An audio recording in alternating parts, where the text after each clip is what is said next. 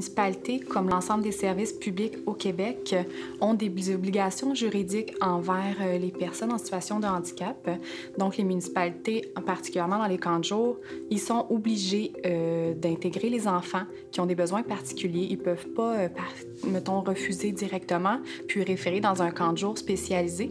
Ils sont obligés de regarder chacune des demandes individuellement, des analyser, puis de faire des accommodements raisonnables selon les besoins de la personne, de l'enfant dans le camp de jour. Par exemple, un accommodement raisonnable, ça pourrait être d'adapter le site, ça pourrait être de changer l'horaire de l'enfant, ça pourrait être d'avoir un petit menu différent, de fournir un accompagnateur à l'enfant. On parle aussi de contraintes excessives. Donc, la municipalité pourrait dire « je ne peux pas intégrer l'enfant dans mon camp de jour parce que, par exemple, qu'ils doivent faire des travaux majeurs qui engendraient des dépenses excessives, qui n'ont pas les financements, ou encore pour la sécurité de l'enfant. » Donc, mais la municipalité doit faire les démarches, doit regarder chacune des choses qu'elle peut mettre en place avant de refuser un enfant à cause de ces contraintes-là. Donc, c'est des obligations. Donc, tous les milieux doivent le faire, les camps de jour, les services publics au Québec.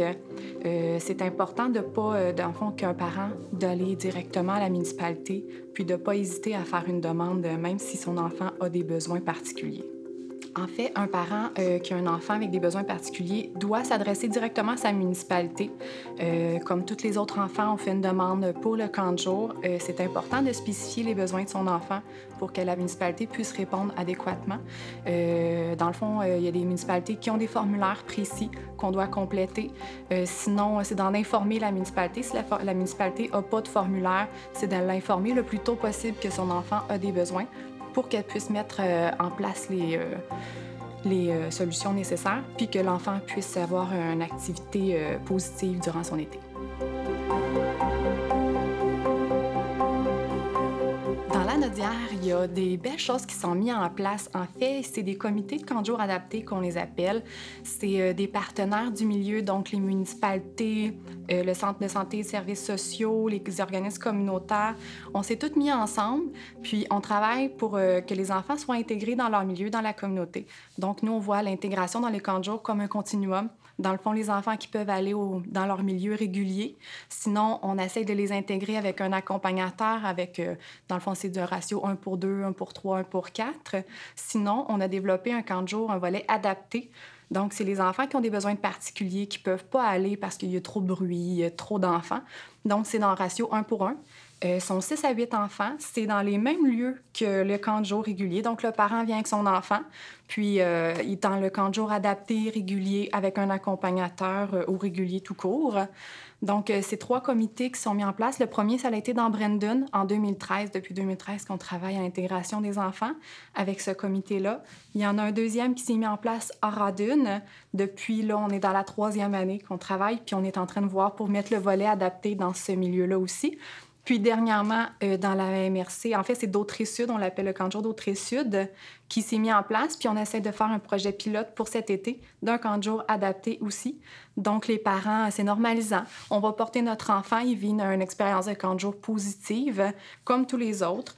Puis voilà, nous, on travaille très fort. Puis ça fait partie des pratiques inspirantes, en fait, dans les régions. Voilà. C'est juste un exemple. À un moment donné, je suis allé dans un camp d'été avec lui, puis c'était des personnes comme lui, avec des déficiences. Ça pouvait être profond, ça peut être moyen. C'est toutes des personnes avec des DI, des déficiences intellectuelles. Mais j'ai été là-bas pour voir un peu comment ça se déroulait, puis c'est ça qui m'a fait apprendre un peu comment c'était, qu'il n'est pas le seul, mon frère, à être comme ça, là. C'est vraiment... Je me rappelle, là, je voulais y aller à ce camp-là, là.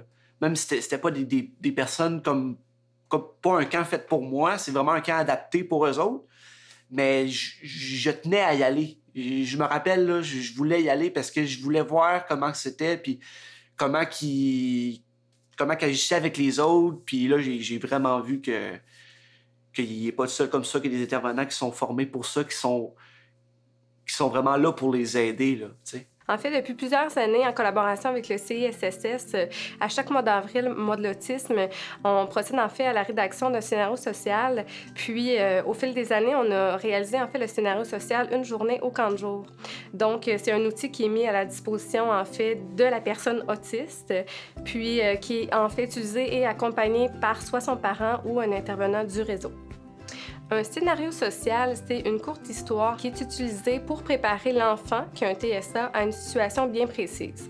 Par exemple, le scénario social Une journée au camp de jour est utilisé pour prévenir en fait comment on va utiliser l'horaire, toutes les situations qui sont prévues et non prévues en fait dans le déroulement de la journée quotidienne. On a par exemple une visite chez le docteur, une visite chez l'optométriste, une visite chez le dentiste, une visite chez la coiffeuse. Donc, on a vraiment un éventail là, qui est disponible en fait à notre matériathèque et sur notre site Internet aussi. Il est disponible imprimable pour les familles, pour les intervenants qui souhaitent l'utiliser. Pourquoi, en fait, on crée des scénarios sociaux? C'est vraiment pour préparer la personne à une situation. Donc, au fil des années, on s'est rendu compte que l'inclusion en milieu scolaire était quand même un élément très important dans la vie de la personne autiste, de l'enfant. Puis, on a cru bon, en fait, mettre de l'avant là, une intégration à l'école. Donc, pour les intervenants du milieu scolaire, puis même le parent, là, pour les petits, en fait, c'est un outil accessible, puis qu'on peut faire, en fait, la lecture là, le soir avec l'enfant, à un moment, en fait, où il est disponible pour vraiment le préparer là, à cette grande transition qui s'en vient. En complémentarité avec le scénario social, on a rendu un outil disponible pour le scénario social, en fait, Une journée au camp de jour. C'est un guide qui est destiné aux accompagnateurs. Donc, ce qu'on retrouve à l'intérieur du guide, c'est des stratégies, en fait, d'intervention, des stratégies gagnantes, en fait, pour que la personne autiste vive une intégration réussie.